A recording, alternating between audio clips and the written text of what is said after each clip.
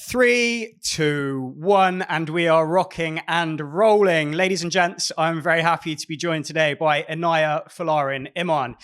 Inaya is a journalist and presenter for GB News, and her writing has appeared in various publications such as The Telegraph, The Times, The Daily Mail, The Sun, and Spiked. Inaya is also the founder and director of the Equiano Project, which is a forum to promote freedom of speech and open dialogue on the subjects of race, identity, and culture. She's also a friend of mine, and I'm very happy to be joined by her this morning. Inaya, welcome to the Seb Whitehouse Show. Well, thank you so much for inviting me. I know we've been trying to do this for a while, so it's great to actually finally get on it and get stuck in and have this conversation. Yeah, funnily enough, it was difficult prepping for this conversation simply because I feel like many of the things I want to talk to you about publicly on this channel are things that you and I have probably spoken about privately before. So I'm kind of feel like I'm asking you questions which I might know the answer to, but at the same time, I think it's good to sometimes go over this ground and see what comes up again. I think re-articulating complex issues is useful and important. So maybe we can do a bit of that. But yeah, first of all, I just want to say, like, you've burst onto the mainstream in the last couple of years as a result of your political commentary on a pretty wide range of issues. What do you think you're most well known for talking about? What do you think you've spent the most amount of time reading, writing, thinking, and talking about over the last couple of years? That is an interesting question. I mean, I think it depends on at what point people became aware of me. So for a lot of people, the first public intervention that they kind of saw me as being involved with was the Brexit debate. So I was, involved in the Brexit debate at the very last stages, and I was somebody that supported Leave and wanted to make sure that we implemented the referendum. And so that was really kind of mid-2019, which a lot of people firstly started to pay attention to some of the things that I had to say. And I wasn't talking about Brexit from the perspective of immigration or any of the kind of popular ways in which it is frequently associated with. For me, it was primarily a question of one, democracy, and this sense of actually transforming British society in a way that's much more closer to ordinary people. And I think that kind of sense of what Brexit was, unfortunately, hasn't necessarily become the dominant one currently. So I think Brexit was the first thing, but I think most people was really 2020 and the intersection between questions of free speech and the race debate and Black Lives Matter and all of that. So my whole thing on that time was critiquing identity politics. It didn't ring true to me the way in which racism was being framed as all pervasive and all encompassing in society, and a lot of my free speech activism that has come along with that. So I think Brexit initially, and then race and free speech has been really what's really catapulted, I think, many of the things I've said to a much wider audience.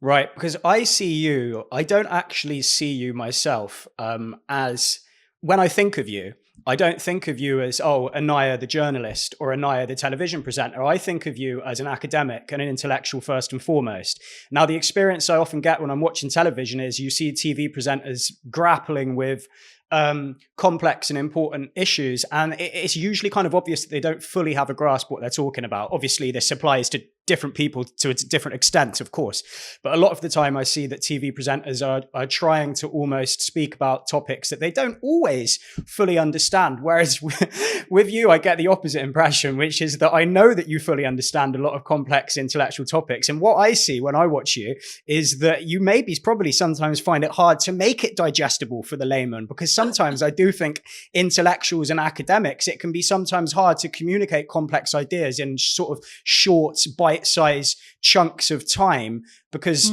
complex ideas require explanation and elaboration and caveats and nuance. Like, do you see yourself in the same way I see you? Do you see yourself as a sort of academic and intellectual first and foremost, and you're using television and journalism as a way of expressing yourself? Oh, you've let out the secret, Seb. The cat's out the bag, mate. Sorry about that. No, I think that's really interesting that you've kind of picked that up. Yeah, I mean, I've got a kind of rule, and I don't always do it, and I think I'm increasingly thinking that I have to. But I have this rule that I just won't talk about things that I haven't really looked into, because especially when you have a public platform, which many people look to you for, ideas or authority, whatever that might be, to actually position yourself as someone that is an authority and certain and speaking to the public when you don't know what you're talking about. I just don't really see that as helpful. And so there are things that I've looked into a lot. There are things that I'm really, really interested in. And that doesn't mean I have the whole truth, far from it. But I can say that I at least can speak about things from a place of research. And some of those things, you've seen that I have spoken about. But I agree with you. Sometimes it is really difficult. The way in which the mainstream media, in particular television, it is often very short. You have to decomplexify so many things. And actually, a lot of the questions that we're talking about in public society are huge conversations. So even this whole conversation about critical race theory, it's not just a one-line thing, even though I can understand why people see it that way. But it is, a whole body of scholarship that has so many different, often competing ideas. And similar with, about free speech and lots of these other questions, or environmentalism. We want, understandably, as human beings, to make things very, very limited. But I think that's more of a reflection of how narrow the public debate has become, where we don't have the patience anymore to actually go, should we have a wider space to have the nuances of this conversation revealed? Yeah, and I think part of the problem definitely is that these topics, as you mentioned, are extraordinarily complex, extraordinarily complicated, and in many cases quite contentious when you're talking about critical race theory, vaccine mandates, gender, the differences between men and women. These are huge, huge conversations, and yet we seem to have found ourselves in an environment where people want to self-censor and actually stay silent. So the environment that we find ourselves in is the exact opposite of the environment we need. We're trying to answer huge philosophical conversations, and the only way we can do that is through conversation, analysis, discussion, debate. Right? And yet we find ourselves in this moment where it feels impossible to do that, because you're cast as the villain, you get hounded out of your job, you lose friends, you lose family. So the conditions of the moment require the exact opposite of what we're able to give them right now.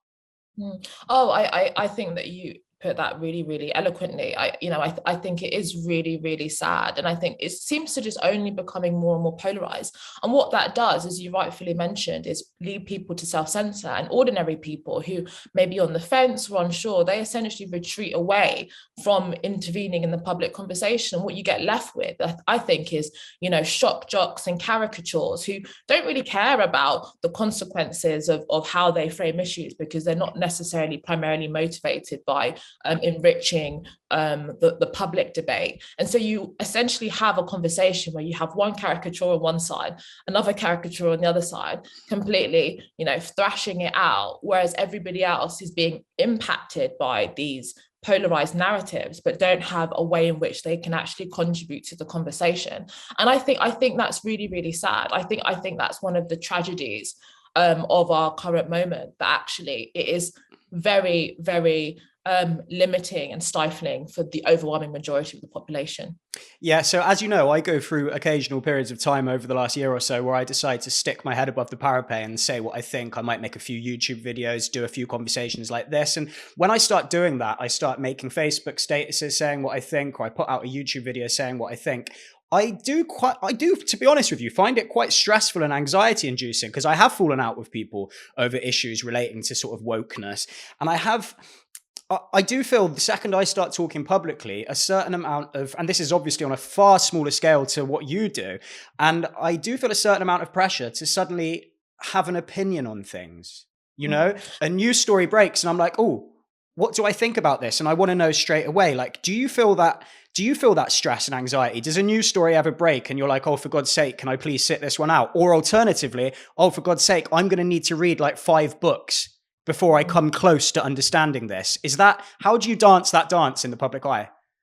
Yeah, I think that that one of the problems of our current time is that every single thing has become politicized. You see, the way that people speak, that their own personal friendships, there's no domain now where there isn't some kind of right or wrong political way of approaching it. You see this with even conversations around microaggressions now. No doubt some people can say things in interpersonal conversations that are annoying or offensive, but this idea that, microaggressions or interpersonal slights is a manifestation of a wider fundamental racism seeping into all areas of society. It's like, it is so polarizing and politicized. I think it's so sad the moment we've come to where there is no shared good faith. So to me, if I disagree with you, regardless if I disagree with you, I can still say, you're a human being. I can see that you may have come to that conclusion through your unique experiences and stories and histories,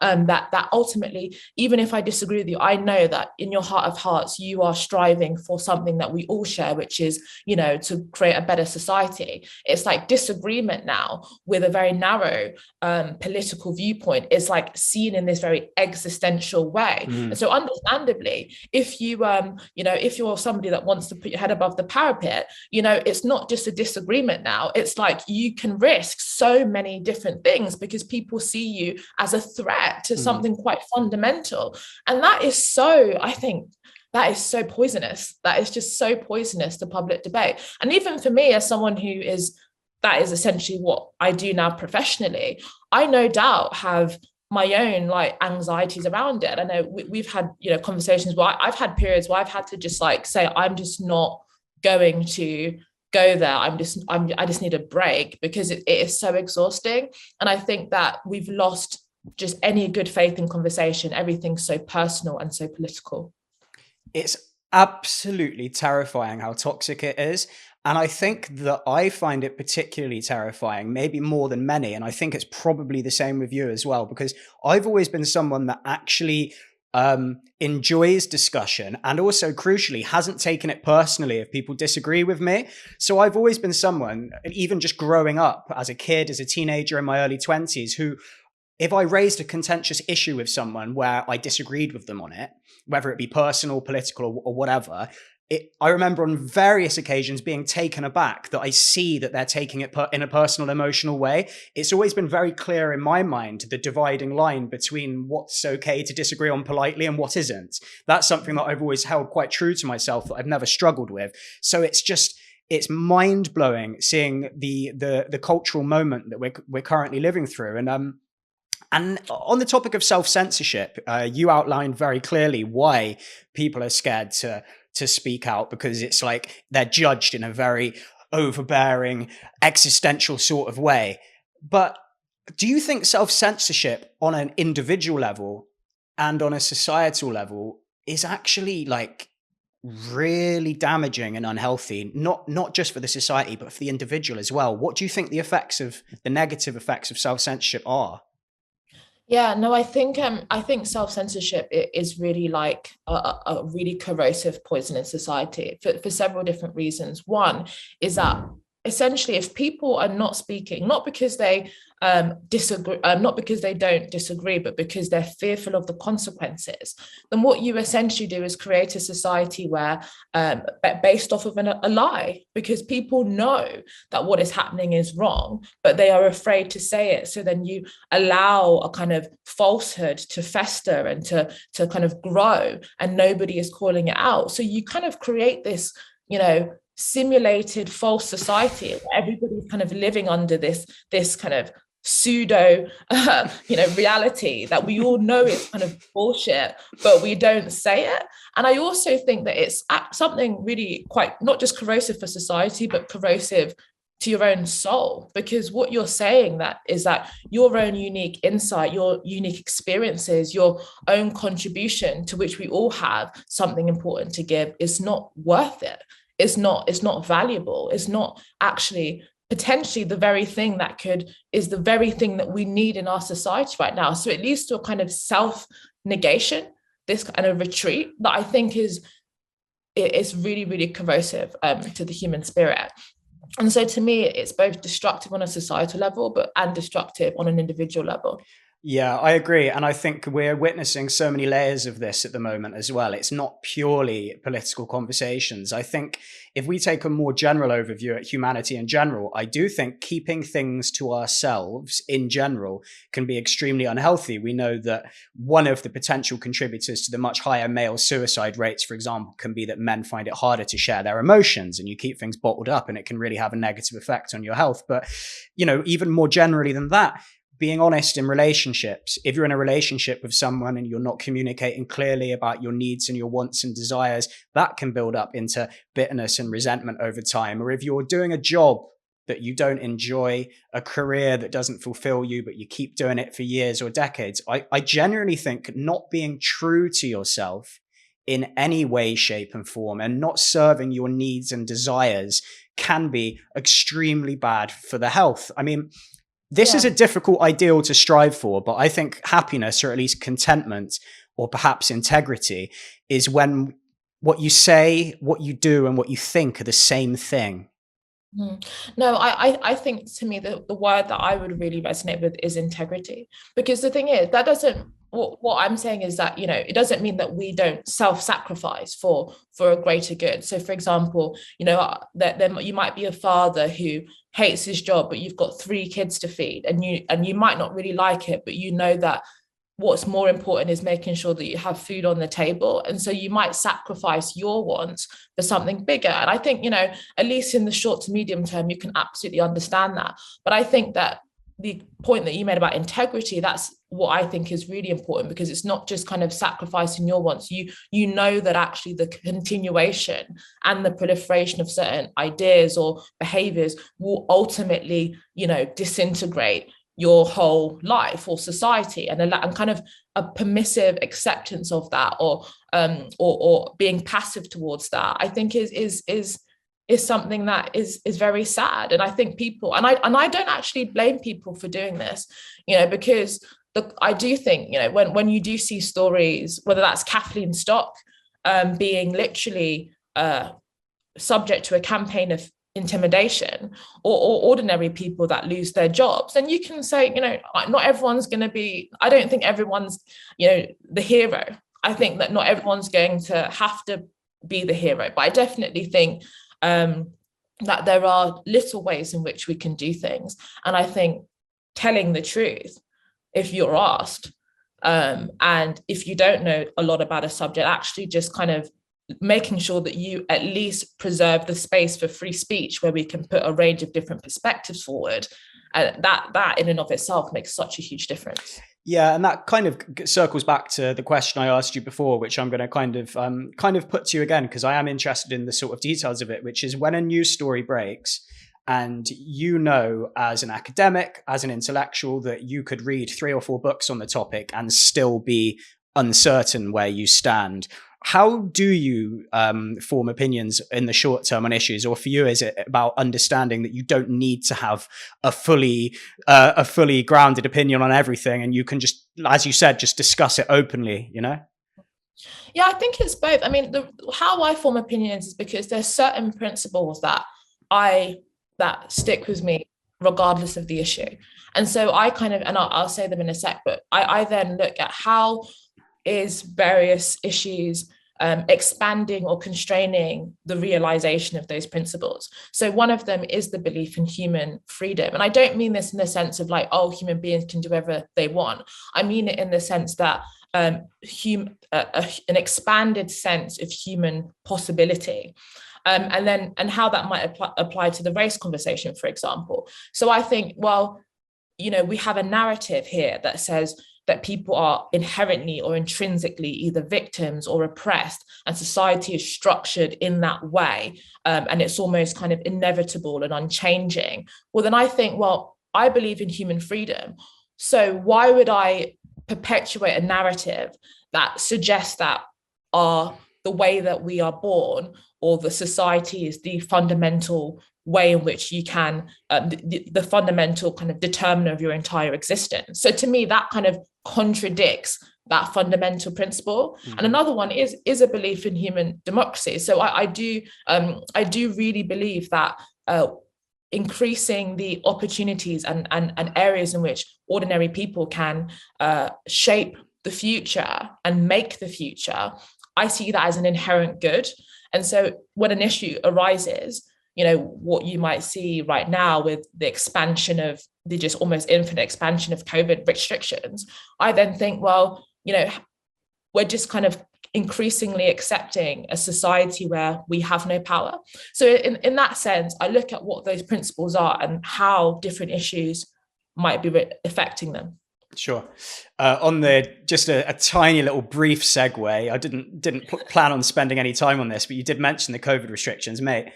When I woke up on Monday morning and I saw two news stories that both just blew my mind, like truly blew my mind. Yeah. The first one was just an act of genuine heroism. The taxi driver in Liverpool that was in the taxi and he jumped out with seconds to spare before the thing blew up. Can you imagine that? Can you imagine actually thinking that quickly though? Like this guy, I think if I was driving a taxi and I saw that, I'd probably be like, do, and that could be too late. He thought on the spur of the moment and got out of there. Like, I think those stories are just so important to just show the just remarkable, like, resilience, spontaneity, and just courage of human beings. And bravery. This is like what we've completely forgotten in our society. It's like all that matters is if you say the right thing, that's all that matters, right? And it's like, you even I've got it written down somewhere. You did a great tweet. You did a tweet. I sound like about 50 years old there. You tweeted a great tweet the other day. It was, where is it? Here we are. This is beautiful. And this is exactly what I'm talking about. We need a re-articulation of the importance of embodying high moral virtues. Our culture teaches us that having the correct political views makes you a good person. That's utterly false. There are things more important than politics, such as fortitude, forgiveness, and solidarity.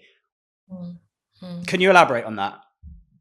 Well, I think hopefully it speaks for itself, but I agree with what you just said, essentially, that, individuals like that person that put himself really at risk, because in order to protect others, whatever politics we might find out that he thinks, I don't give a flying fuck. What really mattered, am I allowed to swear? Are you allowed to swear on my YouTube show?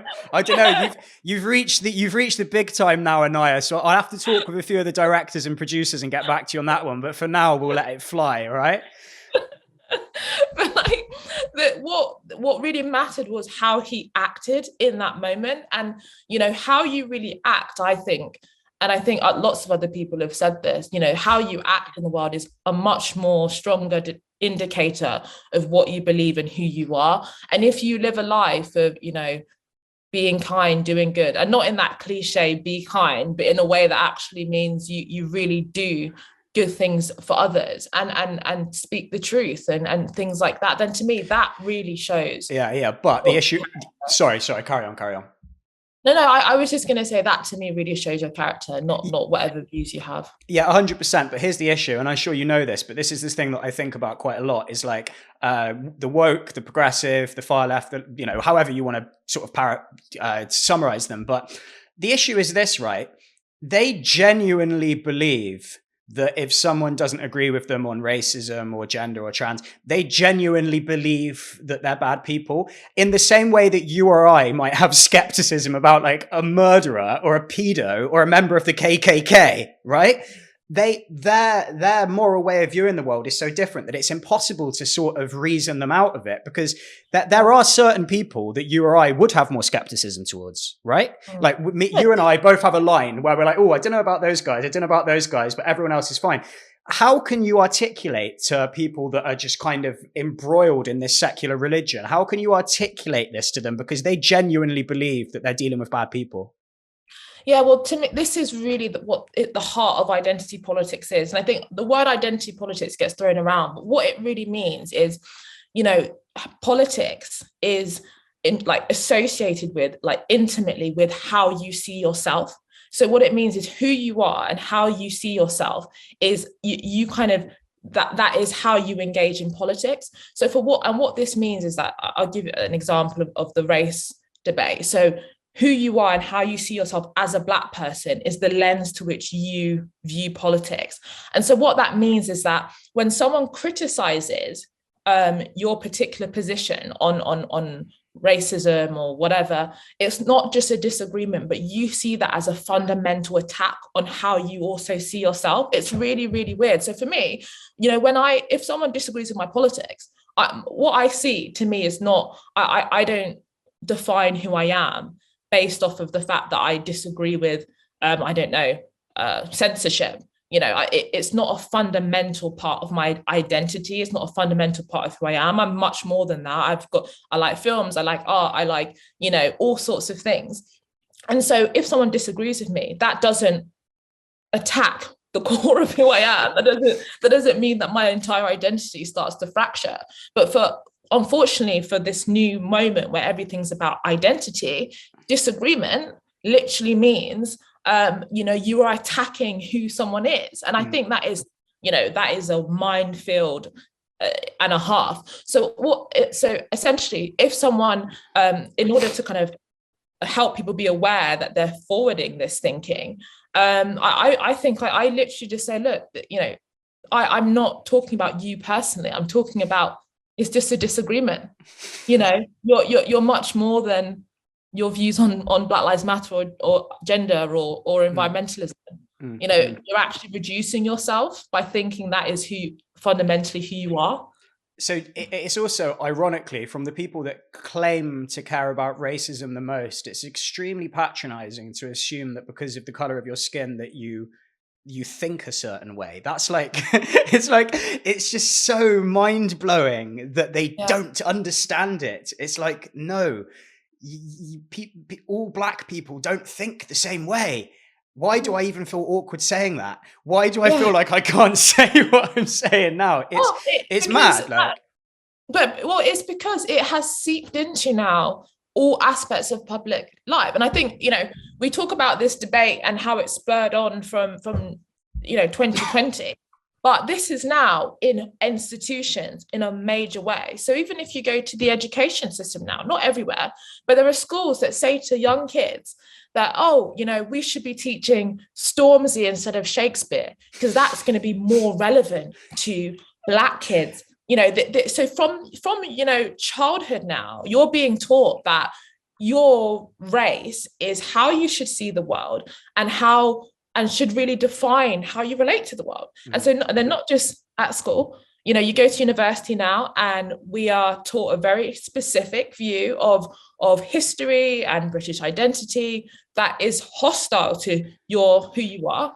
And so there is and then you go to the workplace once you leave university, and there's, all of these managers that are trying to manage different races relating to one another. So from school now to the workplace, race and your identity is put forward as the primary thing about you.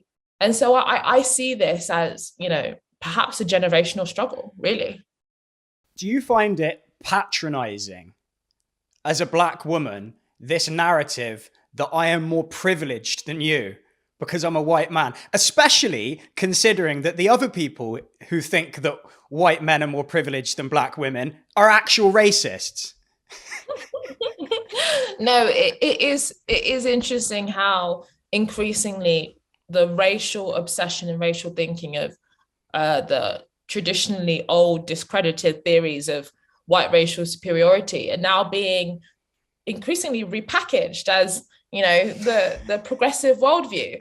And the thing is, and you know what? They are not equivalent. Like I want to be honest here. Someone literally thinking that certain races are superior and inferior is not equivalent to the notion of white privilege. But I think that the consequences of the logic of defining people by race and attributing certain meanings to them because of their race is disastrous, regardless of whatever justification you try and put on it. And so the thing is about white privilege, there's so many things wrong with it.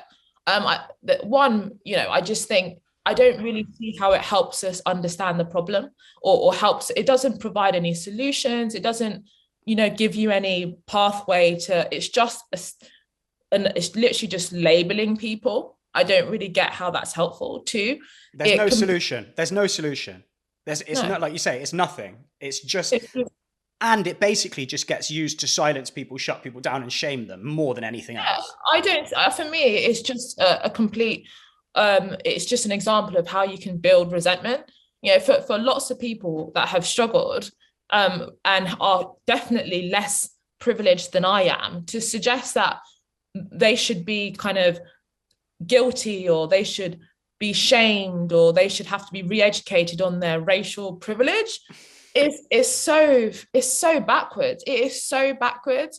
And I just see it as really, really damaging. I don't see how it's contributed anything useful to debate. You know, if the basis of white privilege, if I give the most good faith definition, is saying that you know, white people do not experience racism in the same way as ethnic minority people. But to me, I don't. Okay, fine. You know, what's the big deal about that whole statement? And not facing racism is not a privilege. That's not a privilege. That's just a basic human right.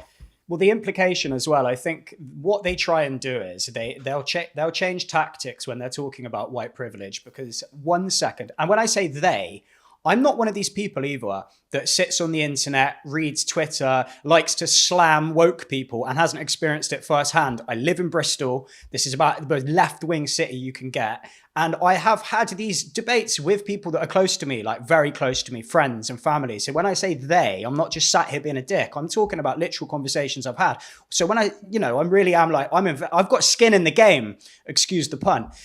But basically, I think what happens when people discuss white privilege is they'll use it as an attempt to describe the totality of society, right? Yeah. They'll use it in context to describe society overall. It's divided into privileged white people and oppressed black people. Then when you come back to them and provide statistics about the millions of working class white people that are struggling, not to mention social mobility within ethnic minority classes, and when you point out that a disparity between races is not always evidence of discrimination, and when you come back and actually try and have the conversation, they'll go, oh, well, all that's fine, because we were not talking about the totality of society. All we were doing is just saying that white people experience racism and ethnic minorities don't.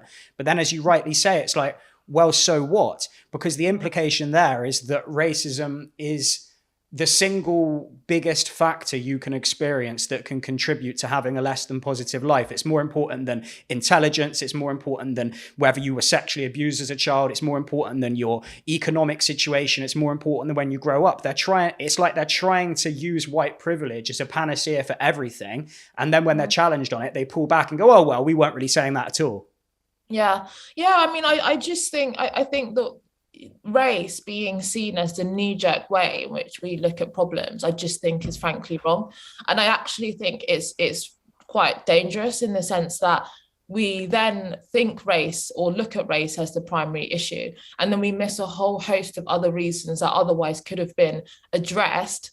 But this fixation on seeing race as the biggest problem, I think, then means we don't look at the issue. So an example is like how at the beginning of the pandemic, there was a huge narrative about Black and ethnic minority people being disproportionately impacted by COVID-19. And there were people saying that this is because of systemic and structural racism. And for months and months, loads of time had to be dedicated to deconstructing this narrative, only to find out that actually there were a whole host of reasons: intergenerational housing on the part of particularly people from descended from the Indian subcontinent, particular professions, not just professions that are front-facing and more lower wage, such as being a taxi driver or a bus driver, but also, Indian people being disproportionately represented in pharmacy and other professional managerial positions as well. And so what we spent a lot of time thinking about systemic racism as the reason, only to find out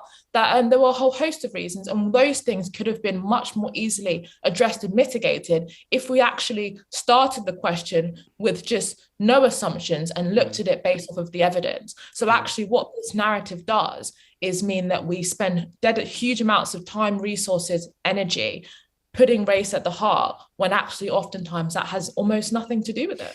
Yeah, and have you experienced the bizarre feeling of communicating with someone these points, and yet the people who claim to care about racism the most are the ones most resistant to looking at new evidence? You'd think that they would be happy to see that there's a myriad of factors contributing to societal ills, and yet it's like they want to reject that information in favor of a much more sinister worldview.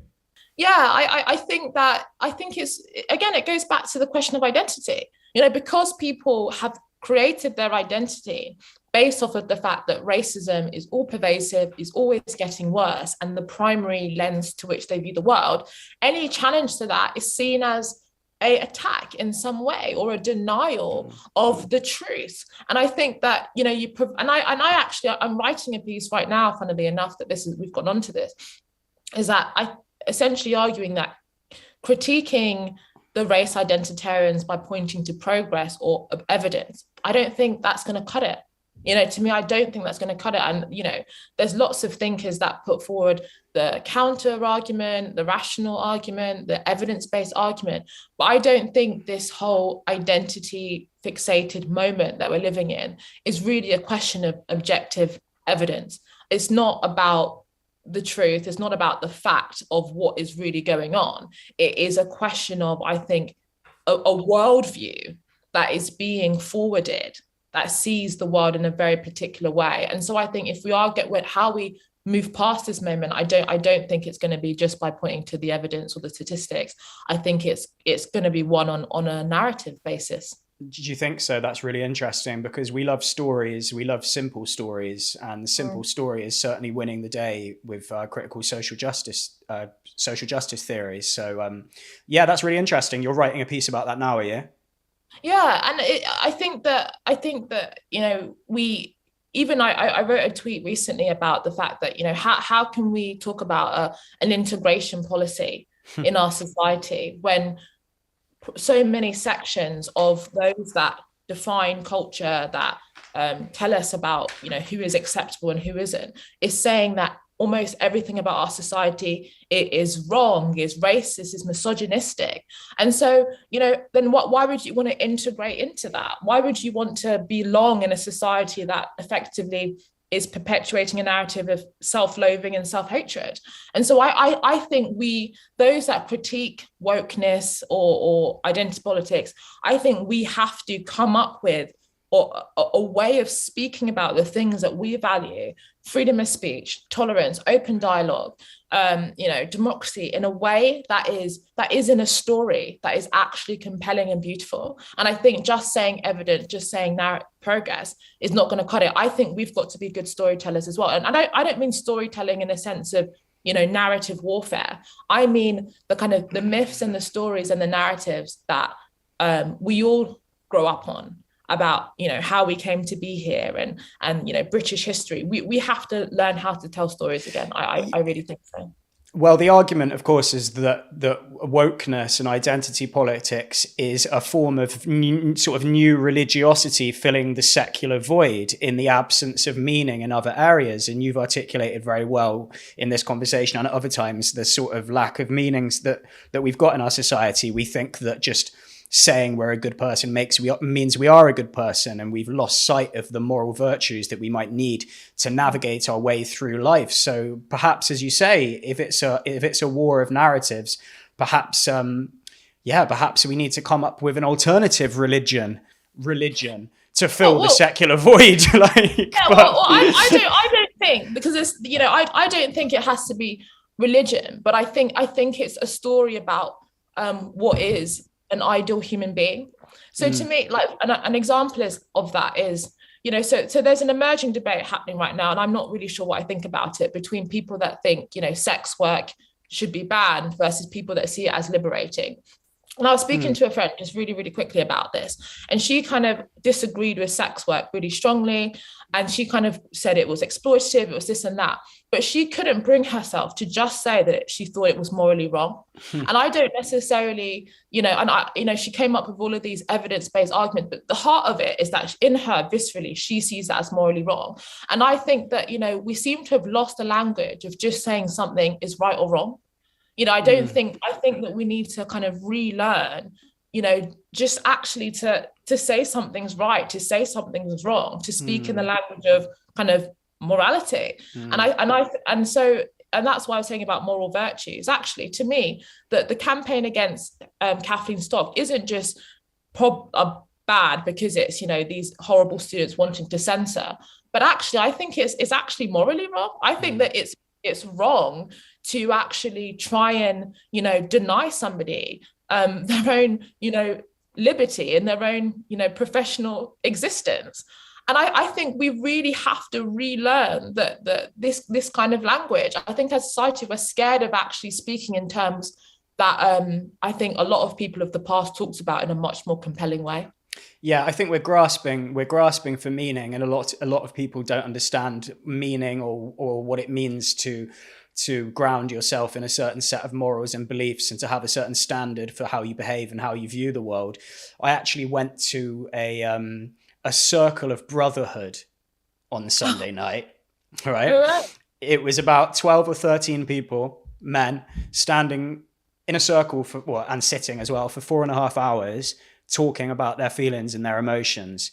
It was a little bit hippie-ish. There was and there was holding hands, and there was sort of there was various meditations and stuff like that, which I thought was quite nice, but maybe slightly superfluous. For me, the most important thing was having the conversations. But one of the topics that they were bringing up at the start was, this is what our ancestors would have done for thousands of years. And in our society, we feel like there's a gaping void of just men coming together and being able to share their emotions and share how they feel. And it did strike me while I was there. There is something missing I'm very fortunate that I have a lot of friends and family I can talk to, but I think some of the guys there really hadn't opened up in the way that they were there with anyone, right? And it is interesting to just think that there's something missing in our society where you have to go and stand in a random farm at 4:00 on a Sunday afternoon and have with someone playing dong and meditating and stuff just to have an honest, open conversation. No, I think a few points I'll just quickly touch upon. I think one thing is interesting. I do think we've lost our rituals. One of the things is that, but back in the day, in across cultures, still do it in a lot of my family culture in Nigeria, that you don't just becoming an adult isn't just a kind of biological process. There's actually a ritual of coming of age. And, Jewish people still have the bar mitzvah and things like that too. There is this sense of community responsibility and this sense of duty that people embody as they get older. And I think that ritual of these rituals have gone, and we're trying to create new rituals that aren't really sufficient, whether that's taking the knee or other things like that, but they're not actually rituals that empower people to take on the world in a much more compelling way. But I do also think that, you mentioned that you thought it was a bit superfluous. I do think that there is also a danger in this culture that kind of is very inward looking. So whilst I do think that we should kind of talk more and express our emotions, I also think there is a worrying trend of kind of over internal analysis, an over fixation of what's going on in the internal world. And I really want young people, particularly at a time in your life when you're a teenager, you're super anxious, probably, you're insecure, your body's changing, overly obsessing over all of that. I don't know if that's the best way forward. I want people I think that we should yes, let's talk, let's express ourselves, and let's have discussions about real things, and then let's actually live. Let's actually travel, let's build, let's do things. And we have to and I think that's really important. Yeah, I think it is. I think there's something missing amongst men, no doubt. I mean, there's been a whole huge fiasco about this whole incel conversation. But I think it's fascinating that there is a huge, growing potentially section of young men that feel totally locked out of the, dating and sexual economy. And we don't know what the F to do about that, because that could get really bad really fast. And I think that there's so many things like this, that this current way we're doing things is it's not working. Do you have any religious or spiritual practices or anything that you do, habits, anything to keep yourself grounded on a daily, weekly basis? Like, how do you come back to yourself and get back in touch with Anaya? No, I think that's something that I don't know when, but at some point I do really want to talk about more, because that there's the politics side of me and the cultural side of me, but actually my own spiritual journey hugely informs the way that I do things. And actually that was one of the big significant reasons, weirdly enough, that I actually intervened in the BLM debate, like because I had a bunch of spiritual experiences which really caused me to question some of the things that were being imposed upon me, and it really expanded my sense of possibility and human possibility, and this sense of like the wonder and beauty of this world. And like, so I'm like just viscerally, like instinctively repelled by things that try and put you into these very narrow boxes. And in terms of my own spiritual practice, I do a lot of reading about kind of spirituality. I do a lot of reading about kind of philosophy. I do a whole range of different things. I'm not sure that I can elaborate on this podcast, but I would say that I do meditate every now and then. I love it. I love it. Maybe when you leave GB News, I would say spirituality informs my life very significantly. Yeah, decent. Do you do, what about on a daily basis? Like, for example, I'll give you like this morning, and what I try and do every morning, but it was particularly important this morning because for some reason we're doing this interview at 10 a.m., which is great. I absolutely love it, but it's the first time I've done a long form conversation at 10 a.m. So I woke up and I was like rubbing the sleep out my eyes. Like I need to start thinking about things in a minute. I did 10 minutes of Wim Hof breathing. You know, Wim Hof, the Iceman who does all these cold water challenges, these breathing exercises. Did that for 10 minutes, then just meditated for 10 minutes, a guided meditation, and then had a cold shower. And I do that so regularly now that it almost doesn't have the same effect that it used to. But that's something that I almost need to ground myself. It's as close to being a religious practice as I need for myself as an atheist. So yeah, no, I do different meditations, and I kind of ask myself certain questions every single day. I would say, I actually overtly ask myself in my own head and sometimes out loud, am I, on the right kind of path, in the sense of like, am I, staying true to myself? Am I at work? Am I acting in integrity? Am I, moving closer or further away from the truth? And what's really weird is that, when I actually say that, like in the world and in my own head, I get, feedback in weird ways. I might, the world will tell me in these weird ways. And so part of my daily practice is really asking myself, whether or not I'm doing that. And that really did inform the kind of 6 to 9 month break that I took, because it basically, both my body and the world around me indicated to me that I needed to take time away and focus on my own sense of like internal strength. And then I was able to find my way through again. And so I really do think we, even just asking yourself overtly, you often get feedback about the answer. Yeah, I 100% agree. And I think sometimes if you're doing something that's wrong, if you're saying something that's wrong, and by wrong, I mean not deeply serving you as an individual, sometimes you can just feel it. You can feel it. Even if you, and often you feel it before you intellectually register it as well. And that's fascinating to look back and go, ooh, I should have recognized that feeling that something wasn't quite right there with that thing that I said, or that way that I behaved, or that thing I didn't do. Oh, I agree. And you hear it even in phrases, people just say, the vibe just wasn't right. Like even in our language, we sometimes intuitively just go, it just doesn't feel good. This isn't sitting right with me. I've got this gut feeling. And I don't know what any of those things are. There might be an evolutionary perspective or a psychological one, but ultimately we can feel it even in our own physical body. And I think that's very interesting. And did you have that feeling when the race conversation exploded 18 months ago? Or I suppose it was much more of an intellectual awareness as well, but was it a case of this is wrong, this doesn't sit right for me? It's like a deep rejection of the way the conversation was being framed. Oh, yeah, totally. It was like, because it was the way that it happens, because time has passed now, I think sometimes we can forget how huge it was. It was like everywhere, corporations, Twitter, everything was like telling you this one message. And it was like inescapable for a period of like 3 months at the minimum.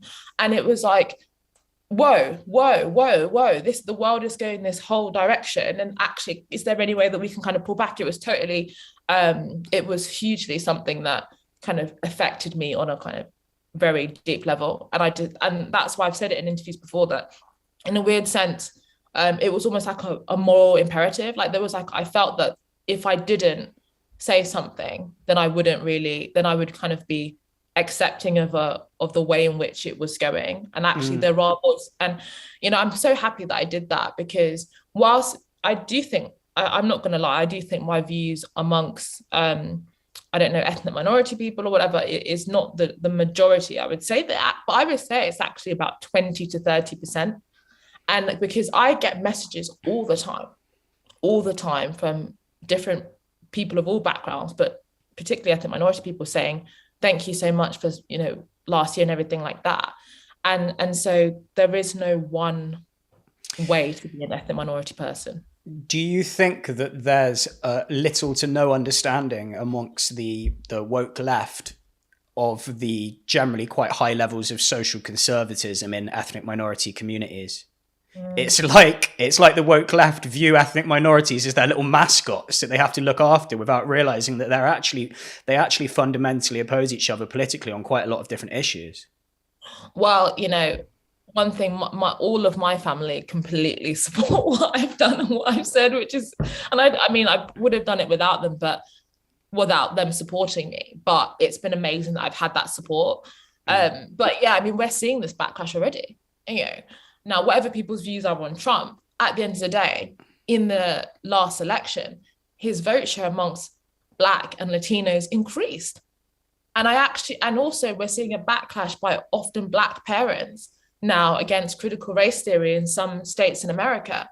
And that is really confusing for people that think, and you're seeing the response, they're just saying that it's another manifestation of white supremacy, and these are, Black people who are gatekeepers of white supremacy. The narrative is remarkably resilient to all the evidence to the counter.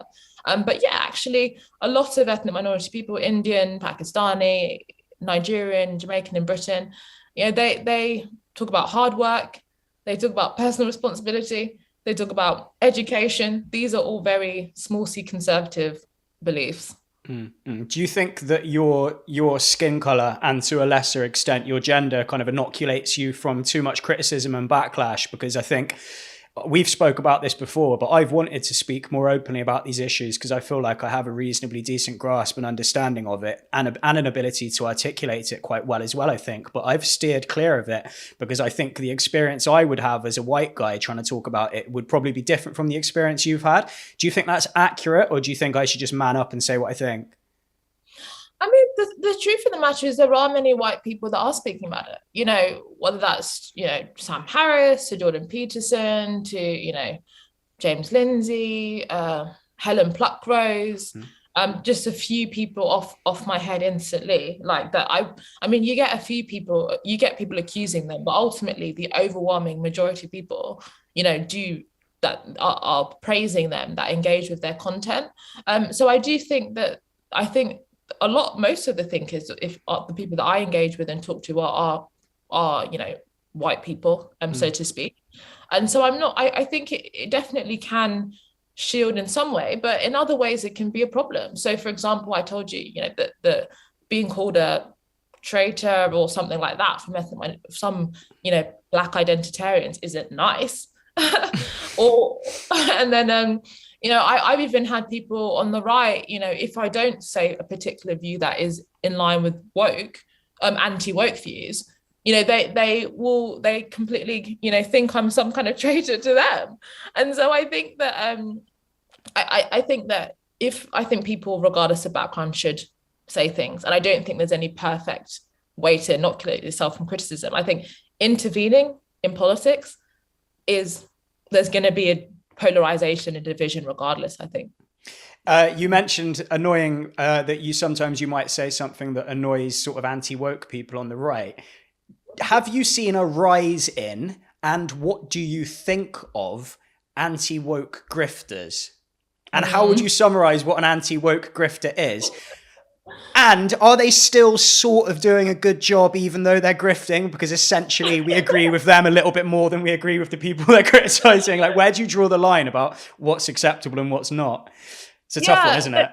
Yeah, no, I think because we have kind of conversed about this before. I mean, the thing is, I think that I'm very interested in people that, look, not everyone's going to put themselves on the line, but I'm very interested in people that actually put themselves, on the line. Like, there's some people that they kind of see they kind of intervene much later and see it as an opportunity when they've already seen a kind of a group forming that will support that viewpoint. Whereas I think that's me, mate. I'm going to start talking about it in 2 years. Yeah. So there's a lot of people that when BLM first hit, they were nowhere to be seen. But then now they're all of a sudden, when loads of people have already made the case, made the argument against it. I mean, whatever. I mean, I don't know. I just think, I don't know. I think it's a really hard question. Yeah. Because I don't want to say, I'm this innocent, perfect person. I think that's another kind of delusion to think that we're all, you're the one that is the perfect one. But I would just say that anyone that wants to perpetuate a very kind of binary, simplistic view of any of these issues, I'll ask that we all question that. So something I've been thinking about recently is how many long form conversations and books I've read about wokeness, about race, about gender. It feels like YouTube and the internet in general is just alive with thousands of people having variations on the same conversation about wokeness again and again. And we've even dipped our toes into that conversation over the last hour. To what extent are you finding it boring? And to what extent do you think, even if you are finding it boring, it's still essential to keep talking about it because it's still happening? Yeah, no, I think that's such a good question. And again, when I talk about that break that I had, that was actually partly informed by just being like, wait, I'm actually just repeating myself. Like, I need to go and read and learn some new stuff in order to just, refresh my thoughts in this whole issue. I think I agree. I actually do think it has become boring. And I think there's certain things now that we need to do to move on. There's a few. So one is actually the thing that I mentioned earlier. I think that we now need to do the work of creating new stories, new myths, new narratives that actually resonate with people in a much more compelling way. So that's a question of building. I think we need to really build. And I think actually some of the building is going on already. There's been the University of Austin that's announced, Free Speech Union, my organization, the Equiano Project. There's organizing now going on, not just talking, but it's like, okay, how do we put these ideas into practices and institutions that actually resonate and impact with more people? So I think creating new stories, building organizations and institutions and organizing. And I think that I do think that a few other things as well. I think we need to do kind of proper, journalism and expose. So some of the stuff that's going on in institutions is just mad. And I think Christopher Rufo has done a few things on that. But I think we people from the left and liberals and everything that are critical of our moment, I think that we need to start doing some exposés. Some of the stuff that's being taught, the public should be aware of it. And I think a lot of people in the public are still not aware of actually what things are being taught and said that is actually really damaging. So I think that would be really good. I would like to see more kind of, conversations with people that completely disagree. I think we need to platform proper disagreement and show that it is possible to discuss these issues that with people that are opposite to you, not just from a similar perspective, that and that is totally fine to do that, and totally good to do that. So I think that there are a few things that we need to go away from just discussing and talking on podcasts and actually moving into real action. Cool. Couldn't agree more. What are your plans for the future? Do you have hopes, dreams, ambitions, things that you want to fulfill in the long term? If you're not 100% sure right now, or you don't want to share that right now, what have you got coming up in the short term? Well, good question. My new show, The Discussion, which sounds a bit contradictory to everything I've been saying. I've been talking about acting and I'm like, The Discussion. The Discussion, 6 p.m. Every Saturday on GB News, about similar issues, politics, culture, ideas. I think continuing to expand the Equiano Project, which has been a bit quiet due to the changing nature of the debate, but we really want to reinvigorate that and do much more with that. Free speech champions, young people that are interested in free speech, check out freespeechchampions.com. And I think I definitely want to travel. I also want to get married and have a family. I know, how boring. Nah. Not boring at all. Beautiful. Where can people find you, Inaya? At Inaya Folarin on Twitter and inayafolarin.com. So cool. Please check that out, follow and all that. Cool. Nice one. Well, keep up the brilliant work. It's always a pleasure to talk to you. And thanks a lot for joining me. I'm really glad we actually got around to having this conversation. I appreciate you agreeing to do it. Thanks for that. Well, thank you. It's been a really good conversation. Cool. See you later. Bye.